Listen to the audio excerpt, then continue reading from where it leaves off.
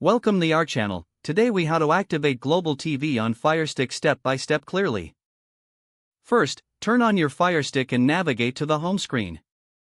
Using the remote, scroll to the search icon at the top of the screen. Type Global TV using the on-screen keyboard and select the app from the search results. Click on the Get or Download button to start the installation process. Wait for the app to download and install on your device. Once the installation is complete, select Open to launch the Global TV app. When the app opens, you will be prompted to sign in or create an account. If you already have an account, enter your credentials and click Sign In. If you need to create a new account, follow the on-screen instructions to register. After signing in, you may need to verify your email address by clicking the link sent to your inbox. Once your account is verified, return to the Global TV app on Firestick. You may see a screen asking for a device activation code.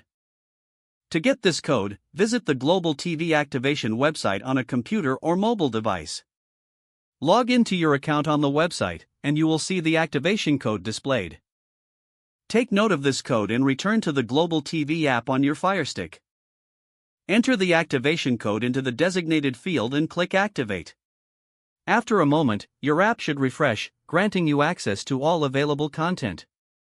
Enjoy streaming your favorite shows on Global TV through your Firestick. If the page does not load, refresh the browser or try again in a private or incognito window. Make sure you are using the correct email address, then retype it carefully to avoid small typos. If your password is not accepted, use the reset option and create a new strong password you can remember. Check your spam folder for verification or security emails, then complete any requested confirmation steps. Enable two-factor authentication if available to improve account security and reduce unauthorized access risk. After signing in, review your profile details so your contact information and settings are accurate and current. If you see an error message, note it down and try again after restarting your device and internet connection.